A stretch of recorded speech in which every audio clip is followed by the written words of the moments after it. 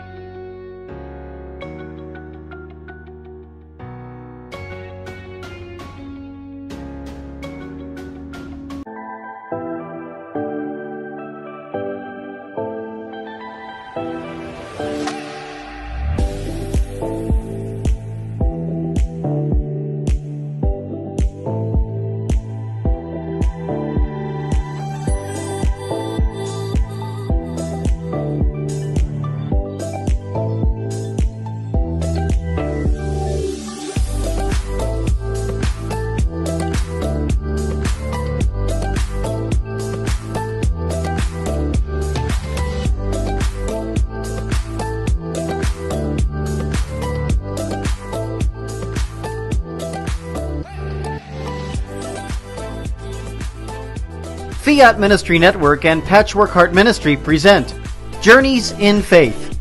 Now, here's Anne DeSantis.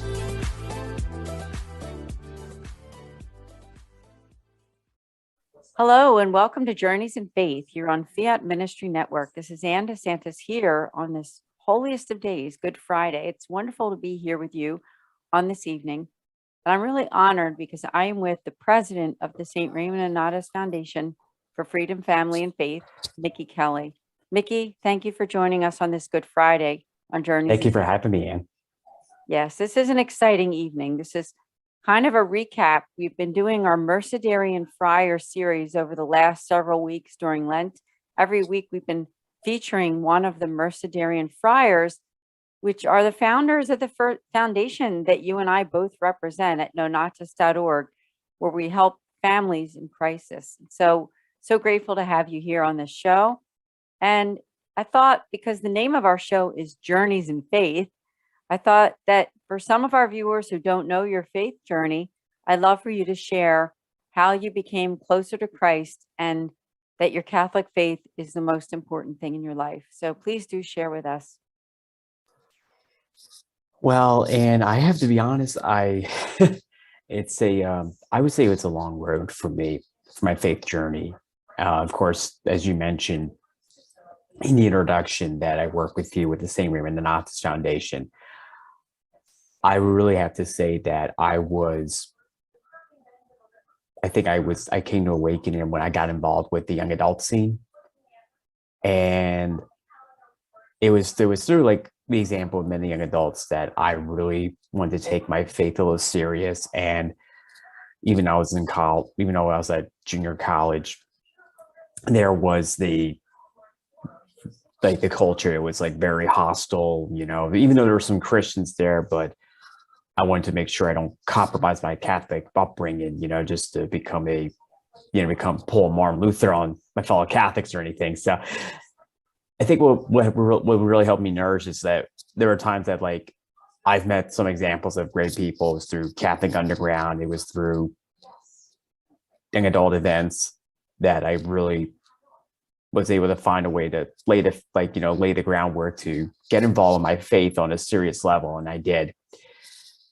And I really kept the faith. And it was also too, like, as a member of like the Knights of Columbus as well, that I've learned from some of the guys in the council. They go to daily mass, and Father Donald Calloway will refer to them as the novena clique, so to speak. So to be like the ones that'll be like praying every day, and like when I first heard that term, I was just like, I was hilarious, So when I heard it, I was like, I didn't realize they had a technical term for that. But it was through them that they also plant the seeds for me to live out my faith. And the example of my fellow young adults, even some great priests that I've came to know over the years. And it led me to where I am today. Yeah, it's a beautiful story, because I myself know that the young adult groups have made an impact on you, because I started seeing you around at some of the different events in the Philadelphia area and was blessed to meet you. And I never knew at that time when we first met, when you met my husband and I, that lo and behold, that years later you'd be the president of this foundation that I represent, which is the St. Raymond Nonnatus Foundation. I thought maybe if you would, can you go back a little bit further? Because I know that when you were a child, you had some adversities. And of course, this foundation that we represent has to do with families in crisis, those families that have gone through some kind of adversity. And I know that when you were, I believe at the age of 10 years old, your parents had divorced, but somehow, some way, God got you through some difficult times, and your family, and you still all have faith. And so that's really a blessing to hear. Tell us a little bit about what happened and how God got you through those times as a young child. Well, one of the things that really got me through it, and is that I'll be honest, I held on to faith. It was very hard for me to let it go, because like, if you hold on, the way I see it is that if you hold on to your faith, no matter what is thrown at you, no matter how hard the going goes, and if you always fall back to it, it'll be hard for you to lose it. One of the things that I would say that when I was 10 years old, I let two of my older siblings really get the best of me when they would pick on me and things like that. It still happens to this day anyway. But like you said, yes, my parents did divorce, and I took it the hardest, even though my sister, I think she took it just as hard as I did. And I felt like, my parents were not going to be together anymore. I wasn't going to see my dad, even though he was a few blocks away living with my grandparents at the time. And I just felt like I needed someone or people to lean on. And I leaned on my paternal grandfather, because before he died, he went to mass every day for Lent. And I was just like struck by his I kind of think of it as a Hail Mary pass in football, like when you're like the final seconds. And I was just like, I don't know what happened after that, after he did that, but he always went to mass every Sunday. He went to mass, of course, every day during Lent, which I was like, whoa. And my mom reminded me about this, and I was just like, wow. And I always wondered, what did he offered during that mass? I mean, that's probably in God's hand, or maybe revealed to me sooner or later. But I looked at him. And then I also looked at the same people, the Novena clique, from time to time, and even my parish deacon. Like he got me through, but they all did. They helped me. Their prayers really got me through some of the most tumultuous challenges that I ever endured from since 10 years old. And I also at the time too, I was during that period too, I was also losing like family members left and right, including my paternal grandfather I just mentioned a moment ago. And there were times like I was like withdrawing myself from school and everything. You know, I was like my grades were like I was like I would be average, but I would play imposter. I would be kind of like say like I'll play kind of like a Forrest Gump, so to speak, you know, with like the way I was acting and things like that. And then there were times that like I went through like a period of depression, and it got to the point where I thought of ending my life. But I'm still here, still standing. Hmm. I love your faith journey. And admittedly, I've heard it before because you've been a good friend to both me and my family, and so grateful for your friendship. And thank you for sharing again your faith journey. And on that note, I would say you mentioned that you did think about the possibility of ending your own life. There might be somebody watching here on this evening. Here we are on Good Friday evening, who's feeling some kind of despair. Would you be able to offer them some hope in terms of our faith, of why that they should hold on? If you were in your life now, you would pass on the hurt and the pain to others. I remember I went to funerals of a couple of people I grew up with. One died of a drug overdose, and he was 20 years old. And him and I, we played baseball together. And there was this other kid. We were all down. The three of us, we were down Florida together for a travel exhibition in Orlando. And I think what really got to me is like I'm the type of person that likes to take in my surroundings. And I remember just seeing people like they were, you know, very teary, they were very distraught over, you know, this sudden loss when we all could have grown old together and, you know, just, you know, reminisce about the good times, you know, laugh, smile and things like that. But things like that are now becoming a distant memory, you know, with them gone. But if I were to say something right now to someone that might be contemplating, just know that you're needed in this world. And you're loved most importantly by God the Father. He created you for a reason, and he wants you to be his faithful witness, no matter how hard the going gets. What a beautiful testimony for this Good Friday evening.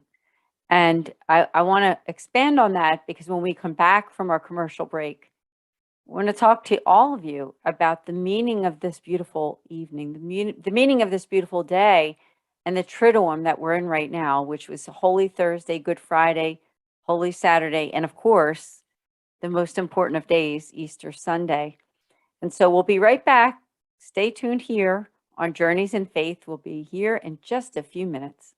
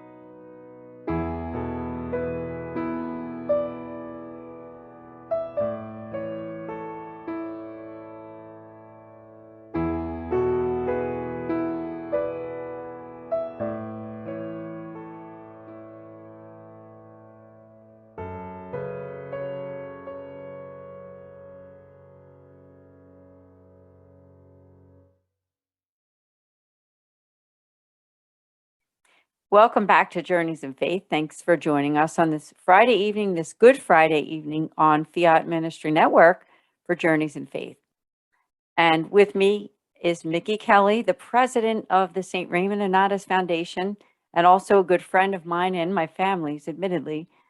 And so right before the commercial break, we were talking about Mickey's faith journey, and he was sharing a lot of personal insights. So Mickey, I didn't know if you wanted to share with us, you're a person of very deep faith. This Good Friday evening, what kind of reflections could you share to our audience about the meaning of the death of Christ, the passion, death, resurrection, and ascension of Jesus Christ?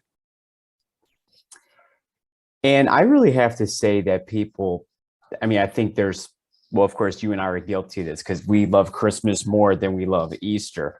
But I always, one of my favorite quotes is actually from Venerable Fulton J. Sheen. And he reminds us that without a Good Friday, there is no Easter. I mean, if you think about it for a moment, Fulton Sheen had some wise words to say about the whole, about those wise words. Because let's face it, we are coming to the end of our Lenten journey. I mean, technically it ends on Holy Thursday. However, you are encouraged to stick it out until Easter, which most of us do anyway. So, but I'm not going to judge anyway. So if you stop on Holy Thursday, but to get straight to it, what we see here is that, Jesus, he fulfills everything that the prophets have foretold. He fulfilled the promise he made to everyone. He laid down his life for us because because of his unconditional love. He also died to redeem us, to even, for our salvation's sake. One thing that I really enjoy about Good Friday is that the past few years, I go pray outside of Planned Parenthood in Center City. That's been the subject of a scandal years ago with a state rep. And there would be a group of us, maybe about 200 to 300 people that would gather outside. And most of these, some of them are like high school or college students. And what we do is we gather, we pray for at least an hour, as Jesus said, the night before his death. Can you now watch for 1 hour? And I think that's something we can take away from this. And I'll get to that later on, but we pray. And then afterwards, the young people would carry these wooden crosses, and they're made of real wood, by the way. So it's not like it's nothing artificial. It's like, this is a real deal. And they go around the city, and this is called Mission Youth, by the way. And they're present all across the country. They're run by the Legionnaires of Christ, and this is like an order of priests. And the main thing they do is with these crosses is that it's kind of like a faithful witness, number one. And two, they go around and collect intentions from people that are, going about the hustle and bustle of today, and asking like, hi, would you like us to pray for you? And everything will go from, employment to family members who are sick, to even if then like the person themselves are sick. Sometimes you just never know who you encounter. And when Jesus hung on that cross, he didn't just die for sinners. He died for people that were going to suffer, like you and I am. Because I mean, you suffered yourself for quite some time, with your parents' divorce, and some of the things you had with, your own, family issues. And of course, I have family issues myself. But the main purpose of Jesus' passion, death, resurrection was to redeem the whole world. And every time we go to a Stations of the Cross service, and every time the stations announce, we are also respond, by your holy cross, you have redeemed the world. And if you have not been to a Stations of the Cross, I would encourage you to go. I mean, it's probably your last best chance to do it. But before Vatican II, actually, there used to be a Stations of the Cross every Friday. And also every Friday, you were supposed to give up meat. So yeah, we do need to bring the old school rules back for sure in order for us to live out our faith instead of this whole mediocrity. But the one thing I really enjoy the fact is that, again, despite the mockery, the buffets, the spitting, the jeers and the punches that were thrown at him, the one thing you ever notice is that Jesus doesn't retaliate. He doesn't respond back. None of that. Instead, he just took it on. He just turned the other cheek and he just kept going. And honestly, I think it's in this day and age, it's easy for us to be like, someone like, cuts you off like on the middle of the highway and like you just want to like do the same thing and like, point the God at them. But I think really what we have to understand is that in that silence, we have to redeem souls that are trapped in purgatory. I mean, I have been guilty of this from time to time, like when someone tries to like, try to turn me off with like their jeers or whatever, and I just like to jeer back or everything, when I should offer that moment of silence, to remember someone that's like trapped in purgatory or someone that is in need of prayers. So that's something we really have to really, take hold, because I know like some people don't have a thick, not everyone has a thick skin these days, but it's what it is. But it's a good practice though, especially on our faith journey. Thank you so much for all of those reflections. It's so much to think about. I think this program might be worth watching again, because what Mickey just said is very wise words, especially not just for this time of Good Friday and into the Triduum, but always, because we need to hold on to our faith all the time. We need to practice our faith. And so thank you so much for sharing on that. Now, I wondered if you could share, because you and I are both in a mission together, and this is a whole recap of the Mercedarian friars that were on this show over the last 6 or 7 weeks. And so grateful. I want to make a special shout out to the Mercedarian order. And so if you want to learn more, if someone is watching and they want to learn more about who are the Mercedarian friars in this religious order, just go to their website. It's orderofmercy.org. And I just encourage you to do so. Mickey, I wondered if you could share with our audience, because you and I have done a lot of podcasting for 2 different areas of crisis. One of them are for those affected by divorce and separation. In fact, I want to invite our audience here to go to our YouTube channel at Philly Nonnatus and subscribe so you can watch special series that Mickey and I have done together for the divorce, and also ones that we've done for families in crisis. And I just want to reiterate to our audience here, as far as crisis, those people may be those affected by divorce. They could be people who have lost a job, lost a loved one, someone who is sick with cancer or some other ailment, any type of health or emotional, psychological issues. So we're there for you. And you can make a special appointment with us. The Mercedarian friars are available for pastoral appointments through the St. Raymond Nonnatus Foundation. Just go to our website at nonnatus.org and make your appointment. It's all free because we are a Catholic 501c3 nonprofit. So we hope we hear from you. Mickey, I wondered if you could share with our audience a little bit about the work you and I have done with our podcasting and some of those topics that we've talked about. Sure, Anne. I would say that, with our work together for the past couple of years, I honestly think that we have really, hit the ground running with, getting our presence known. And it's not just like, through the online platform, but we have done, conferences such as the recent Man Up Philly conference, and well, not just Man Up Philly, but we also did Man Up South Jersey also last fall. And we are not done yet. As a matter of fact, I think we're looking at a couple of events going down the road to say, there's a family event happening at Cardinal O'Hara High School later in a couple of weeks from now. And then I think we also discussed the annual Abbey Fest, which will be taking place, but that's in the fall. But there's nothing wrong with looking ahead anyway.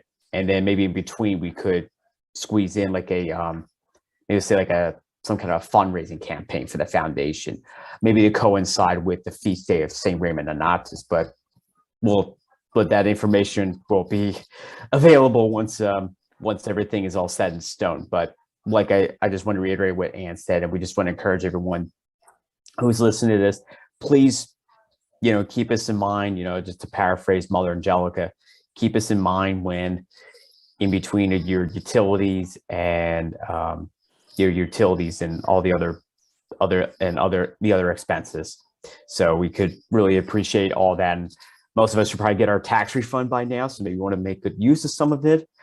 I mean, we'll save some money for gas if you're be traveling, of course, by car. But bottom line, our work would not be possible without your support, spiritually, financially. Thank you for sharing. It's also true. It's been a pleasure to work with you on some of the events that you talked about, both online and in person. Of course, we're located in the Philadelphia area. We do a lot of work there, but we would love to expand outside of this whole tri-state area. And so, Mickey, thanks for bringing up some of those areas. I do want to mention that we have planned an online telethon this summer. So please do keep an eye right here where you're watching at St. Raymond Nonnatus Foundation Facebook page, Fiat Ministry Network, Patchwork Heart Ministry, because if it weren't for those two other ministries that I just mentioned, we wouldn't be who we are today. We are so thankful to Fiat Ministry Network for producing this show, Journeys in Faith, and also Patchwork Heart Ministry, Bill Snyder, my own co-host for the Sowing Hope podcast. So I just thank all of them, which would be Kent Kolhosky, Jennifer Sinclair, Bill Snyder. And I want to thank also the board of directors for our St. Raymond Nonnatus Foundation. We have a wonderful board of directors right now, board of 10, and I thank them for being a part of this mission. There's one last group I'd like to thank, of course, in addition to our Mercedary and Friars, our founders, who have done so much to keep us going here and keep us afloat. And I thank them for being a part of this series. I want to thank the Catholic Foundation of Greater Philadelphia, who we are now partnering with. And so we're really excited about that. If you haven't done so before, please do look them up online. The Catholic Foundation of Greater Philadelphia, otherwise known as CFGP. And so we're so grateful to them. Mickey, did you have any final words about this beautiful day of Good Friday and what it means to our audience? The one thing I really have to encourage people to do is take this, well, we're entering a period of silence until the Easter. So there's like that. And let's face it, there's actually scholars also saying that there's a 40-hour period between Christ's death to his resurrection. And it's similar to, you had 40 days, on the ark, you had 40 years wandering the desert, once the people were freed. Jesus, fasted and prayed for 40 days in the desert. Woo, 40, my goodness. And we're just getting started, my fellow Catholics. So yeah. But also we have the 40 hours devotion too. And some parishes will be doing that usually towards the end of the year, of course, from between All Saints Day to the beginning of Advent, typically speaking. But I do like to encourage people during that 40-hour period between your Good Friday service and of course the Easter Vigil or Easter Sunday, take that time and use that as an opportunity to pray. Pray an extra rosary, pray an extra Divine Mercy Chaplet, whatever floats your boat. And offer it for those who are in need of prayers, especially, we're hearing about what's going on in Ukraine, and there's also the 5 babies that were found in Washington. Then many activists are demanding justice for the 5 to get an autopsy to find out what the official cause of death. And there's no question in my mind that is actually homicide, in my opinion. And it's not a blob of tissue; it's a human being. So we do have to pray for God to redeem the whole world by His holy cross, and we too must do our part to fulfill, Christ's commandments, works of mercy, prayers, holy hours, whatever it takes to heal the souls who have fallen away. And let's face it, many Catholics who have fallen away from the church, and most of their excuses are inexcusable. There's no excuse to run away from the Catholic Church. I understand you're frustrated. I understand that. But you know what? Let me tell you something. The Catholic Church has done a lot more than many of these charismatic Protestant churches, more than you ever realized. And I also like to say to those of you who like to go to church just on Christmas and Easter, come home. Come home to the one holy Catholic and apostolic faith. It will change your life. And after Easter, commit to going to Mass every given Sunday. It's good for the soul. And to the fathers in the family, be role models, be leaders in your household, lead your children. If they see you reading the Bible, they will pick up that habit. If they see you genuflect before you enter the pew in church, they will follow your. If the power of man will speak volumes for the children, and if the fathers are pouring out good habits, those children will be willing to mitigate those habits themselves. So don't be afraid to set an example to your children. Men, man up. And of course, to our clergy, do not teach mediocrity from the pulpit. Rather, uphold your vocation as a priest and start saving souls. Do not appease people that want to see this, want to see the whole woke ideology in the churches. There's no room for wokeism in the church, not even the liturgy. You have a job to save souls, and that's your first and foremost priority. And when Jesus hung on that cross, he thought of all those priests that were going to represent his church, priests, bishops, cardinals, and all the future popes that were to come after St. Peter. So, fellow Catholics, are we ready to step up our game? And are we ready to step into the breach?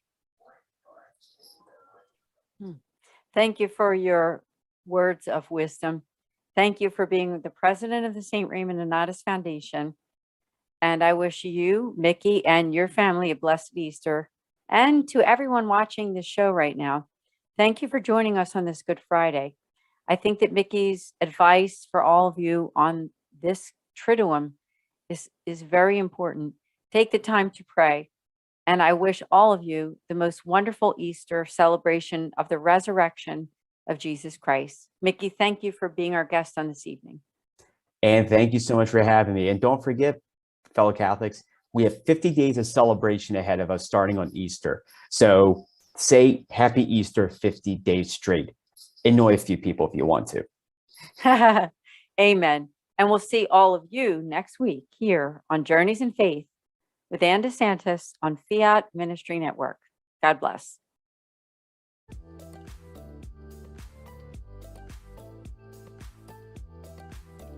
Journeys of Faith is a production of Fiat Ministry Network and Patchwork Heart Ministry. For more information about Journeys of Faith, email info@fiatministrynetwork.tv. And be sure to friend, follow, and like us on social media.